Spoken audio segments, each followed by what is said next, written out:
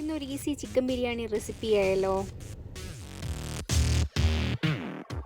ഒരു പാത്രത്തിലേക്ക് വെളിച്ചെണ്ണ ഒഴിച്ച് സ്പൈസസ് ഒക്കെ ആഡ് ചെയ്ത് സവാള വലുതായിട്ട് അരിഞ്ഞത് ആഡ് ചെയ്ത് ഉപ്പിട്ട് നന്നായിട്ട് വഴറ്റുക. അതിലേക്ക് ഇഞ്ചി, വെളുത്തുള്ളി, പച്ചമുളക് എന്നിവ ചതച്ച് ഇടുക. അതിനുശേഷം കറിവേപ്പില ഇടുക. ഇവയെല്ലാം തന്നെ നന്നായി വഴറ്റിയെടുക്കുക. അതിനുശേഷം ഇതിലേക്ക് അരിഞ്ഞു വെച്ചിരിക്കുന്ന തക്കാളി ആഡ് ചെയ്യുക. എന്നിട്ട് നന്നായി വഴറ്റിയെടുക്കുക. ഇതിലേക്ക് മസാലപ്പൊടികളായ കുരുമുളക് പൊടി, ഗരം മസാല, മഞ്ഞൾപ്പൊടി എന്നിവ ആഡ് ചെയ്ത് നന്നായിട്ട് ഇളക്കുക. അതിനുശേഷം അതിലേക്ക് ചിക്കൻ ഇടുക. തൈര് കൂടി ആഡ് ചെയ്തതിന് ശേഷം നന്നായിട്ട് കുക്കാവാൻ വയ്ക്കുക.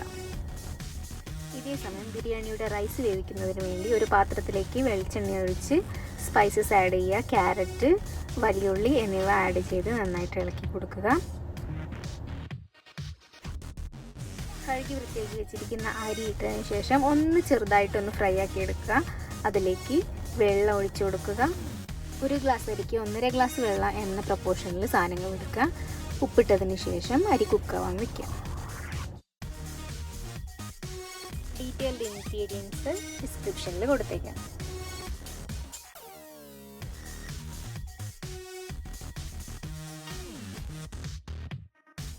ചിക്കൻ ഇടയ്ക്ക് ഇളക്കി കൊടുക്കേണ്ടതാണ്. അതിലേക്ക് ചെറുതായിട്ട് ഫ്രൈ ആക്കി വെച്ചിരിക്കുന്ന വലിയ ഉള്ളി, മല്ലിച്ചെപ്പ്, പുതിനയില, കുരുമുളക് പൊടി എന്നിവ ആഡ് ചെയ്യുക. ആവശ്യത്തിന് നെയ്യ് ആഡ് ചെയ്യുക.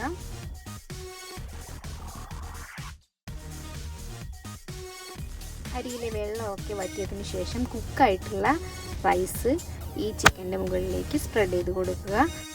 ചെറുതായിട്ട് അരിഞ്ഞിട്ടുള്ള പൈനാപ്പിൾ, പുതിനയില, മല്ലിയില, വറുത്ത് വെച്ചിരിക്കുന്ന സവോള, കാഷ്യൂനട്ട്, ഉണക്കമുന്തിരി എന്നിവയെല്ലാം തന്നെ റൈസിൻ്റെ മുകളിൽ സ്പ്രെഡ് ചെയ്ത് കൊടുക്കുക.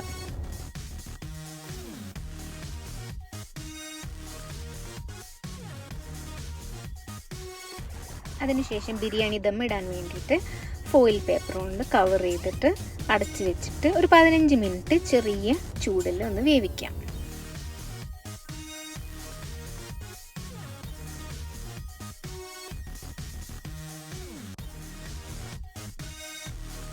മിനിറ്റിന് ശേഷം നമ്മൾ ബിരിയാണി ഓപ്പൺ ചെയ്ത് എല്ലാം കൂടെ മിക്സ് ചെയ്തതിന് ശേഷം നമുക്ക് സെർവ് ചെയ്യാവുന്നതാണ്.